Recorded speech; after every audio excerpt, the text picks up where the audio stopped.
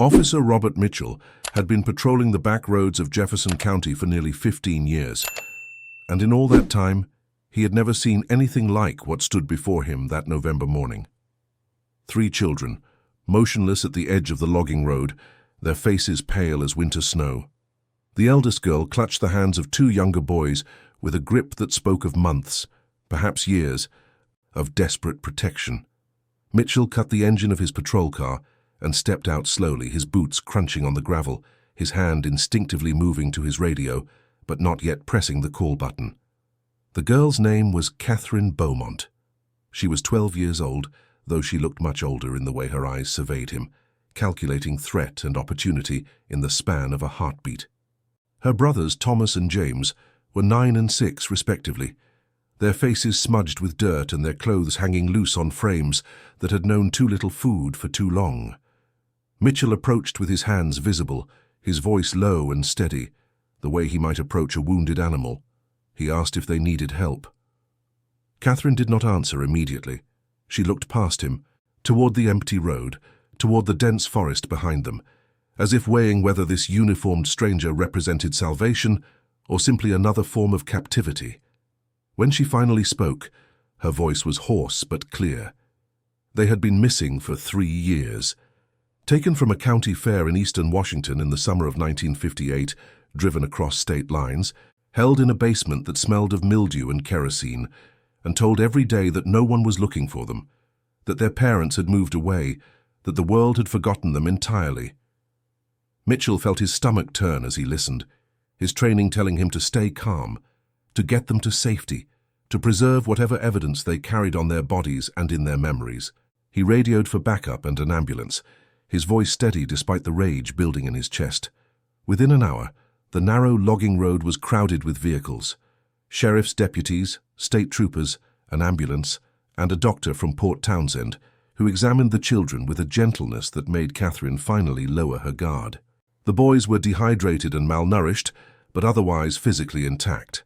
Catherine bore scars on her wrists where rope had cut into skin, and her medical examination would later reveal signs of prolonged psychological trauma that would take years to even begin to address.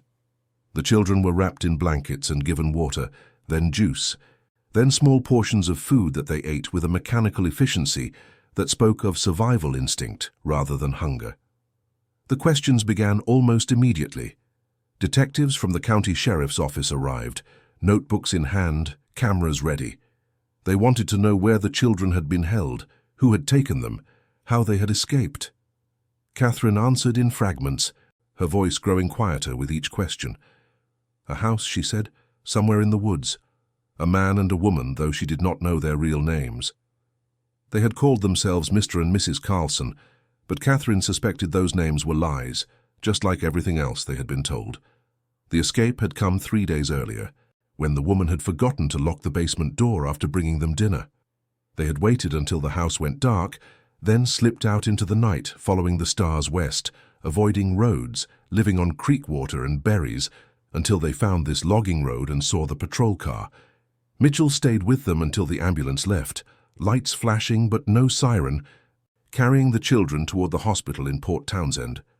He stood in the cold drizzle, watching the red taillights disappear around a bend, and felt a weight settle onto his shoulders that he would carry for the rest of his life.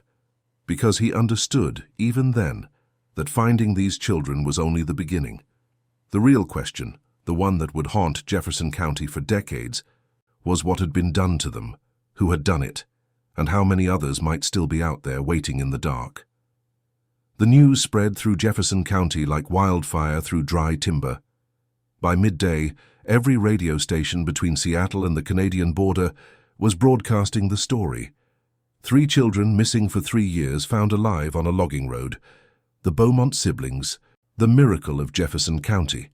Within hours, reporters descended on Port Townsend, their cars clogging the narrow streets, their cameras pointed at the hospital where Catherine, Thomas, and James were being treated. The sheriff's office released a brief statement confirming the discovery, but providing no details about the children's condition or the circumstances of their captivity. That silence only fueled speculation, and by evening the story had reached the national wire services. In a farmhouse 30 miles south of where the children had been found, a woman named Eleanor Beaumont heard the news on her kitchen radio and collapsed to the floor.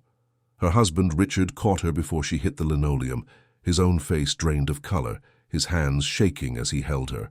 For 3 years, they had lived in a state of suspended grief. Caught between hope and despair, their lives reduced to waiting by the phone, checking the mail, driving to neighboring counties to post flyers with their children's faces. The police had investigated, of course, but leads had gone cold within months. There had been theories, sightings, false alarms, but nothing concrete. Nothing that brought their children home, and now, impossibly, they were alive. The reunion took place in a private room at the hospital, away from the cameras and the reporters and the well-meaning strangers who had already begun to gather outside. Eleanor and Richard walked into the room and saw their children sitting on a hospital bed, dressed in clean clothes provided by the nurses, their hair washed, their faces scrubbed clean of the forest dirt. For a moment no one moved. Eleanor made a sound that was half sob, half prayer, and crossed the room in 3 strides, pulling Catherine into her arms. Richard knelt beside the boys, his hands gentle on their shoulders, his voice breaking as he said their names. Thomas looked at him with wide, uncertain eyes. James, the youngest, began to cry, though whether from relief or confusion, no one could say. Catherine remained stiff in her mother's embrace, her body remembering affection, but not yet trusting it. She had spent 3 years learning that trust was a luxury she could not afford, that love was a weapon people used to control you, that the only person she could rely on was herself. It would take months, perhaps years, before she could unlearn those lessons. But for now, she allowed her mother to hold her, allowed her father to stroke her hair, allowed herself to believe just for a moment that the nightmare might actually be over. The doctors gave the family privacy, but they also gave warnings. The children would need time, they said. Therapy, patience, understanding. They had been through an ordeal that no child should ever experience, and the psychological scars would take far longer to heal than the physical ones. There would be nightmares, flashbacks, moments of panic triggered by sounds or smells, or the simple act of a door closing. The family would need support, and the community would need to give them space to heal. But Jefferson County was a small place, and privacy was a rare commodity, in a town where everyone knew everyone else's business. By the time the Beaumont family left the hospital 2 days later, the media circus had only intensified. Camera crews lined the street outside their farmhouse. Reporters shouted questions as Richard drove past, his jaw set, his hands tight on the steering wheel.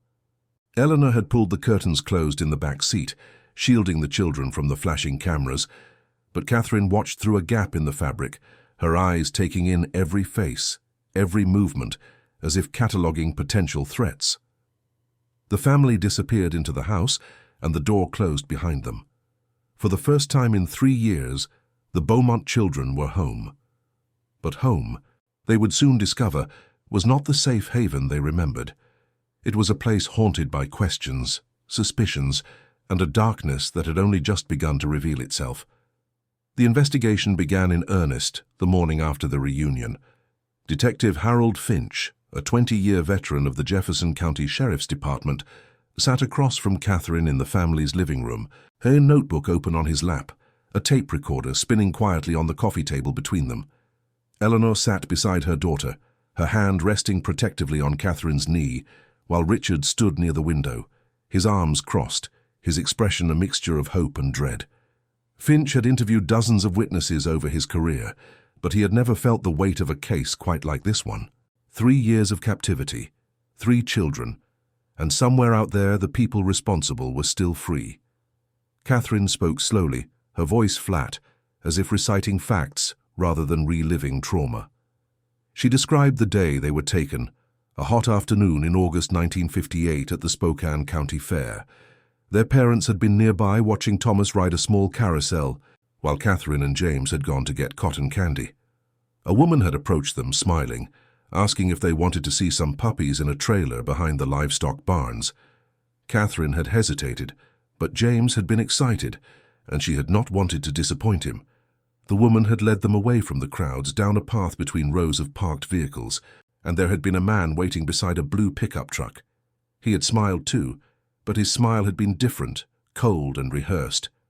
Before Catherine could scream, the woman had clamped a hand over her mouth, and the man had grabbed James, and they had been shoved into the truck bed covered with a tarp and driven away. Finch wrote quickly, his pen scratching across the page. He asked about the house where they had been held, and Catherine closed her eyes, reconstructing the details. It had been old, she said, with peeling paint and a sagging porch. The basement had been divided into 2 rooms, one with 3 cots and a small electric heater, the other used for storage. There had been a single window high up near the ceiling, covered with plywood and nails. The man and woman had brought them food twice a day, usually soup or sandwiches, and had let them use a bathroom upstairs once in the morning and once at night.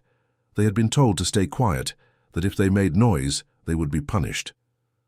Catherine did not elaborate on what those punishments had been, and Finch did not press her. Not yet. The location was the critical detail, and Catherine struggled to provide it. She knew they had driven west from Spokane because the sun had been setting behind them when the truck finally stopped. She thought they had been on the road for several hours, maybe 4 or 5, though time had been difficult to track while hidden under the tarp. The house had been surrounded by trees, with no visible neighbors, and at night the only sounds had been wind and owls, and the occasional distant rumble of a truck on a highway. Finch pulled out a map of western Washington and spread it on the coffee table. Catherine studied it, her finger hovering over Jefferson County, then tracing north toward the Canadian border. Somewhere in that expanse of green, she said, but she could not be more specific. Finch knew the search area was massive, hundreds of square miles of forest farmland and isolated homesteads, but he also knew that Catherine's description, vague as it was, gave them a starting point. He made arrangements for the children to meet with a sketch artist, who would work with them to create composite images of the man and woman who had taken them. Those images would be circulated to every law enforcement agency in the state, along with descriptions of the house and the truck. It was painstaking work, and Finch understood that the chances of finding the kidnappers were slim. 3 years had passed. The man and woman could have moved, changed their appearance, or disappeared entirely, but Finch was determined to try. As the interview concluded, Catherine looked directly at Finch and said something that made the hair on the back of his neck stand up. There had been others, she said, other children before them. She had heard them sometimes, late at night, crying in the room next to theirs, but one day the crying had stopped and the children had never come back. The revelation that other children might have been held in the same location sent shockwaves through the investigation. Finch immediately contacted the FBI's Seattle field office, requesting assistance in what was now clearly a multi-victim kidnapping case. Within 48 hours, federal agents arrived in Port Townsend, bringing with them resources that the small county sheriff's department simply did not have. They set up a command center in the courthouse basement, covering the walls with maps, timelines, and photographs of missing children from across the Pacific Northwest. The scope of the investigation expanded rapidly, and with it came a grim realization. If Catherine was right, if there had been other children, then the Beaumonts might be the only ones who had survived. The FBI began by cross-referencing missing children reports from the past decade, focusing on cases involving siblings taken from public places.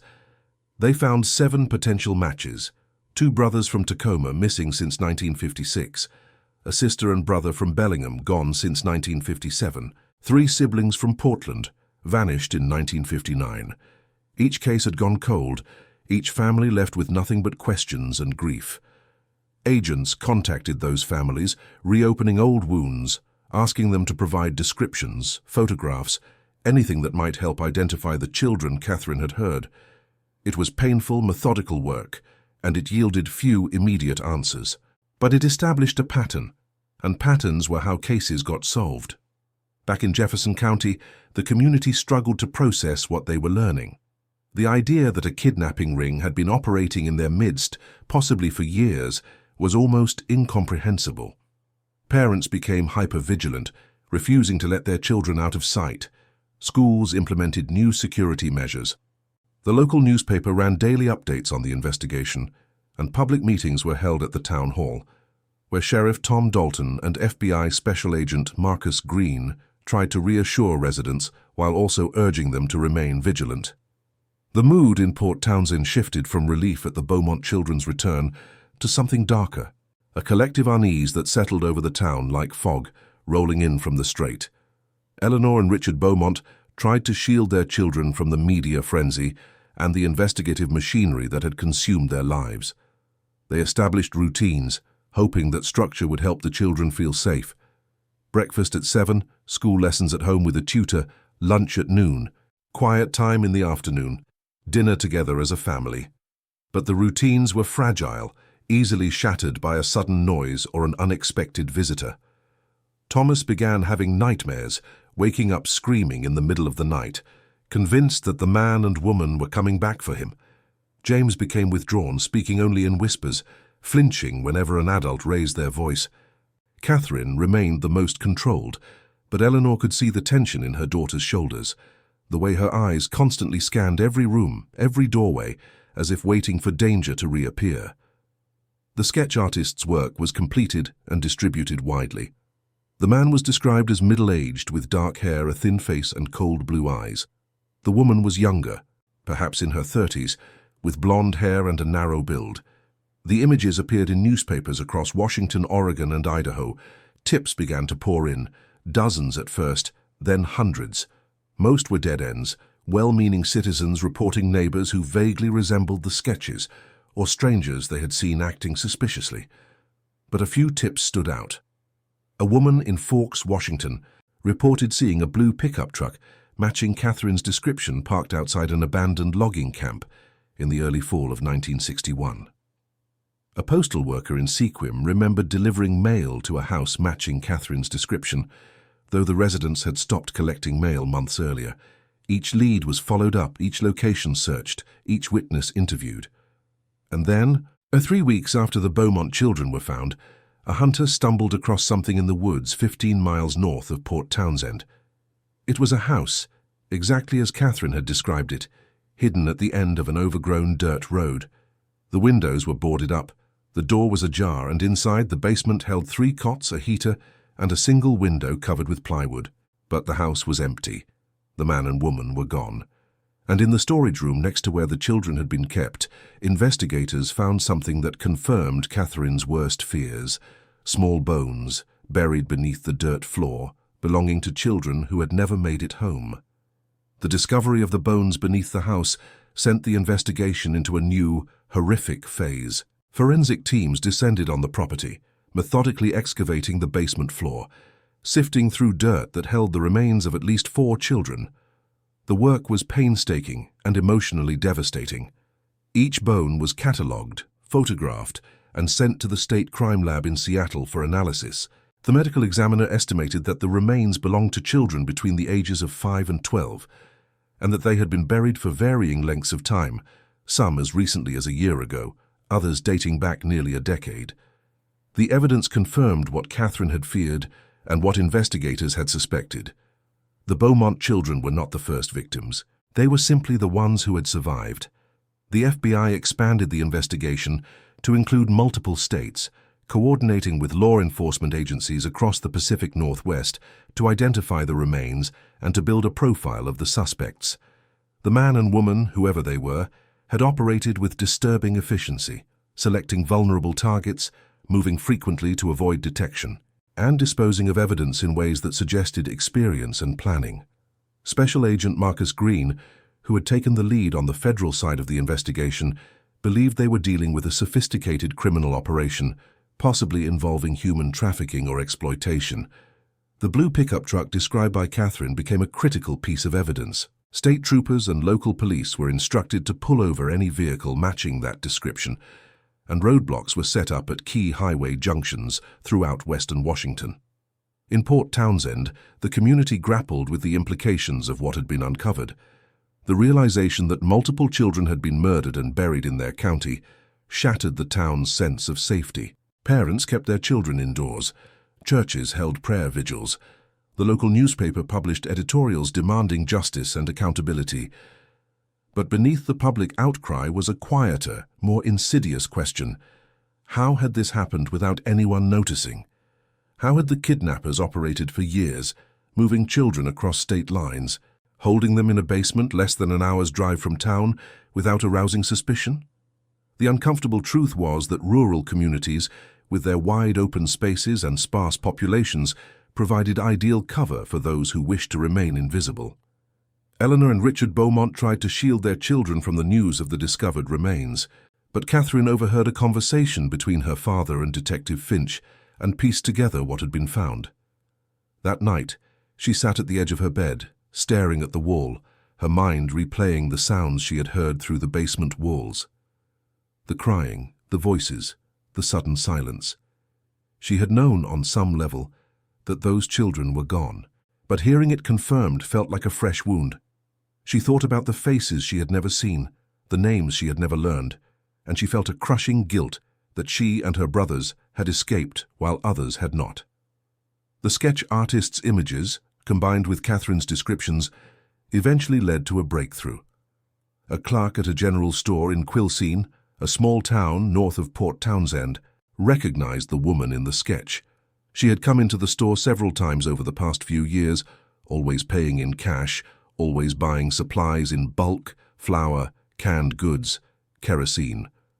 The clerk remembered her because she had been polite but distant, never engaging in small talk, never mentioning where she lived or what she did. The clerk provided a name she had overheard the woman use once, Margaret, though she had no idea if it was real. It was not much, but it was something. Investigators canvassed the area around Quilcene, showing the sketches to residents, asking about strangers, abandoned properties, anything unusual. A week later, a postal worker came forward with information that proved crucial. He had delivered mail to a rural route address about 10 miles outside Quilcene, to a couple who matched the descriptions. The mail had been addressed to a name he did not recognize, but the house had fit Catherine's description, isolated, old, surrounded by trees. The couple had stopped collecting mail in late October, just before the Beaumont children escaped. The postal worker led investigators to the property, and they found it empty, abandoned in haste. Inside, they discovered personal belongings, clothing, kitchen supplies, and most damning of all, a stack of newspapers with articles about missing children from across the region. The man and woman had been following the cases, tracking their own crimes, perhaps even taking a perverse satisfaction in the coverage. But they were gone, and the trail, once again, had gone cold. Despite the setback, the investigation continued with renewed urgency. The FBI issued a nationwide alert, distributing the composite sketches to every police department, sheriff's office, and border patrol station in the country. They focused on the possibility that the suspects had fled across state lines or even into Canada, where they could disappear into a new community and start over. Meanwhile, forensic analysis of the remains found beneath the house yielded critical information. DNA testing, still in its early stages in 1961, was not available, but dental records and bone measurements allowed investigators to make tentative identifications. 2 of the children matched missing persons cases from Oregon, siblings who had vanished from a playground in 1958. Another matched a case from Idaho, a young girl taken from a school bus stop in 1959. The 4th set of remains could not be immediately identified, suggesting that there were victims whose disappearances had never been reported or had been filed in jurisdictions that had not shared information with neighboring states. The families of the identified children were notified, and the grief that followed was overwhelming. For years they had clung to hope, however fragile, that their children might still be alive. Now that hope was extinguished, replaced by the terrible certainty of loss. Funerals were held in small towns across the Pacific Northwest, and in each one the same question echoed. Why had it taken so long to find them? Why had the system failed so completely? The Beaumont case, tragic as it was, had at least resulted in 3 children being saved. But for the others there had been no rescue, no second chance, only silence and a shallow grave beneath a basement floor. In Port Townsend, the Beaumont family struggled to adapt to a new reality. Catherine, Thomas, and James were enrolled in therapy sessions with a psychologist who specialized in childhood trauma. The sessions were difficult, often painful, as the children were encouraged to talk about their experiences, to confront the memories they had been trying to suppress. Catherine resisted at first, unwilling to revisit the nightmare, but the psychologist was patient, creating a safe space where she could speak without judgment. Slowly, Catherine began to open up, describing not just the physical conditions of their captivity, but the psychological tactics the man and woman had used to control them. They had been told repeatedly that no one was looking for them, that their parents had given up, that the world had moved on. Those lies had been almost as damaging as the physical confinement. Thomas and James, younger and less able to articulate their trauma, expressed it in other ways. Thomas became aggressive, lashing out at his siblings and his parents over minor frustrations. James retreated further into himself, spending hours drawing pictures that depicted dark, enclosed spaces and faceless figures. Eleanor and Richard did their best to provide stability, but they were also struggling with their own emotions: guilt, anger, fear. They blamed themselves for letting the children out of their sight at the fair, even though they knew intellectually that the kidnapping was not their fault. They were angry at the police for not finding their children sooner, even though they understood that the investigation had been hampered by lack of evidence and resources. And they were afraid, terrified that the kidnappers were still out there, that they might come back, that their family might never truly be safe again. As winter settled over Jefferson County, the case began to fade from the headlines. The media moved on to other stories, and the public's attention shifted elsewhere.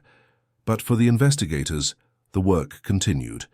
Detective Finch and Special Agent Green remained committed to finding the man and woman responsible, even as leads dried up and the trail grew colder.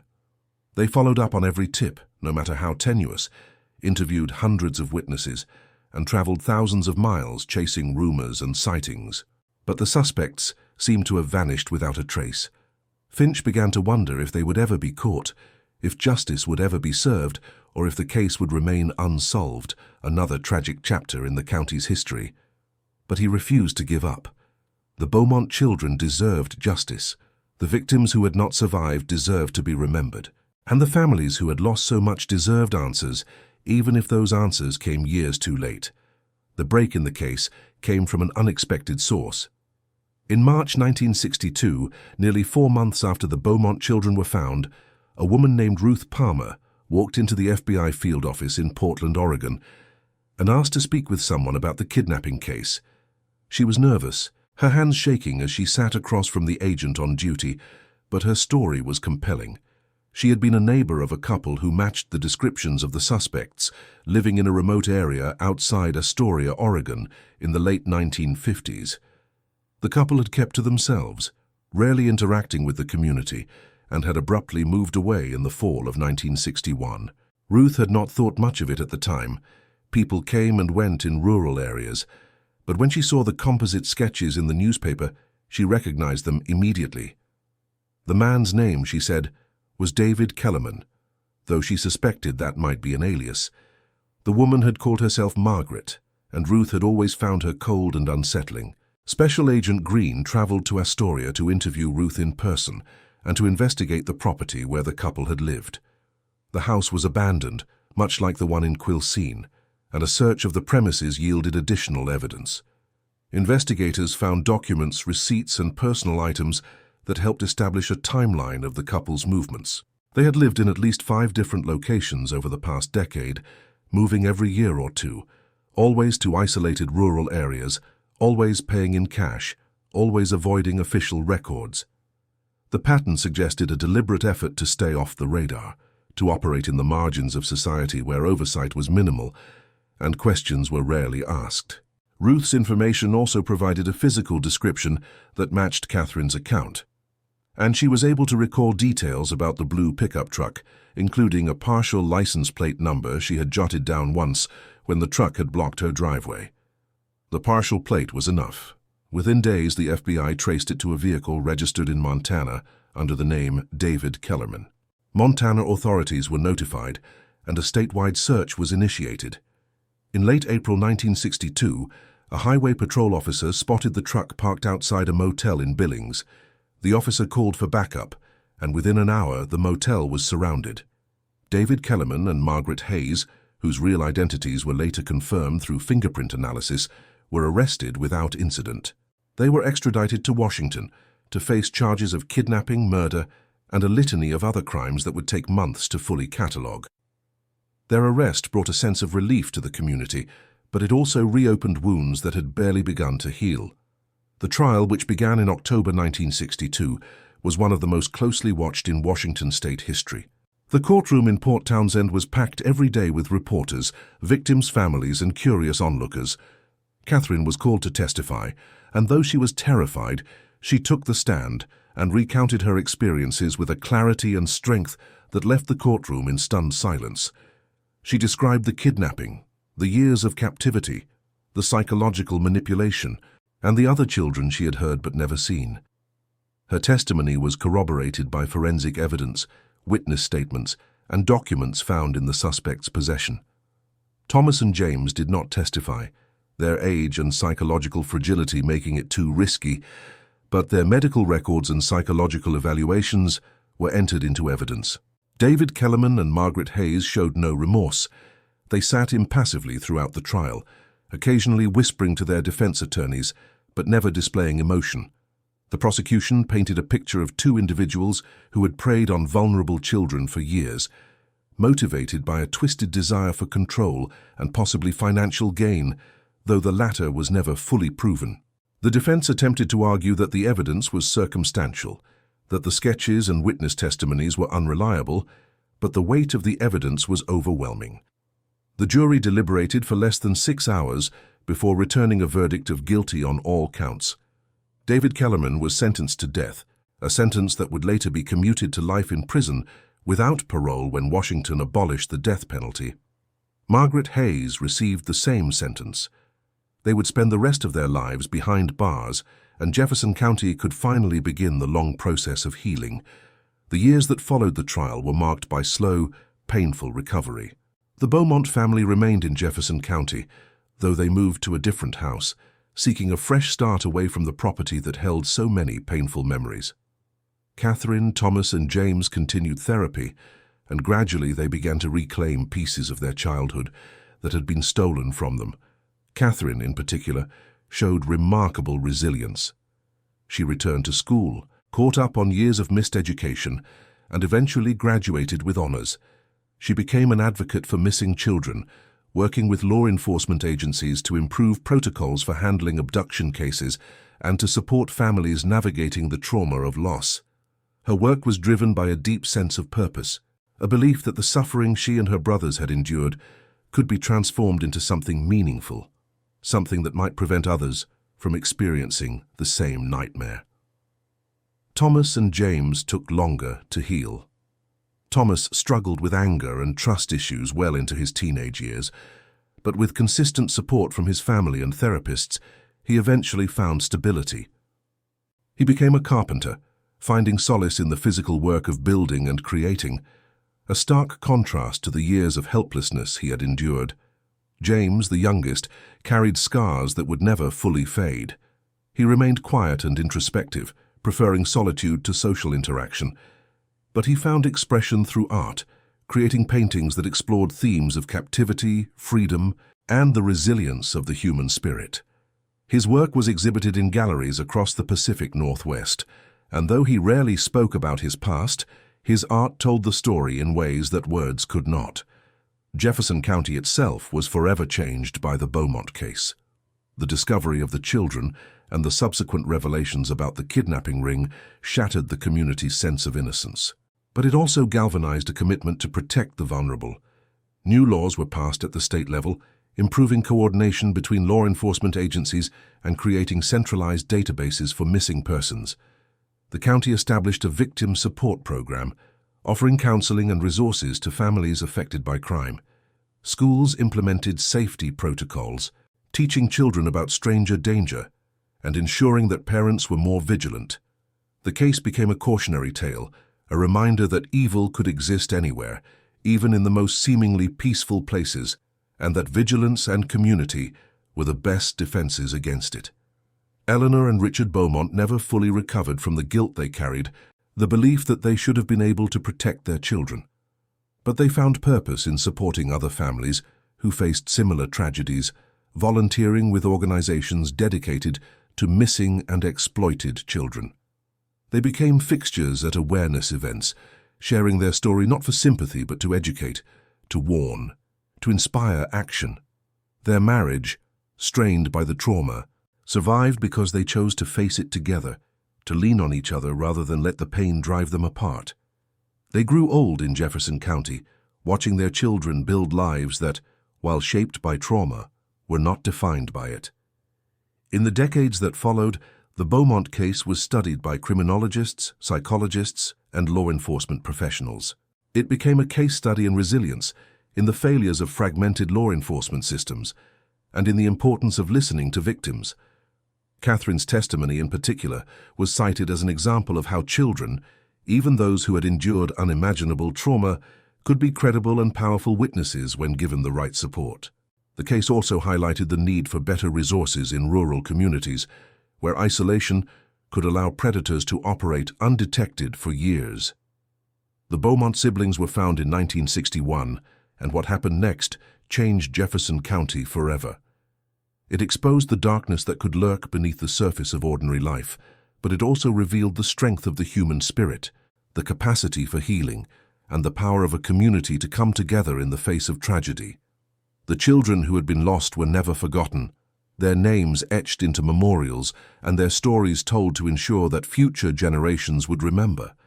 And the children who survived, Catherine, Thomas, and James, carried forward a legacy of courage, proving that even in the aftermath of horror, hope could endure and life could be reclaimed. Every family hides secrets, some so dark they should never see the light of day. Here, we open the doors to those shadowed pasts, uncovering hidden crimes, silent pacts, and stories that echo like ghosts through the halls of memory. If you've made it this far, it means you also carry that forbidden curiosity. So don't hesitate. Subscribe to the channel now, turn on the bell, and follow our next revelations. Because every day, new secrets emerge, and only those who dare to face the truth remain to hear them.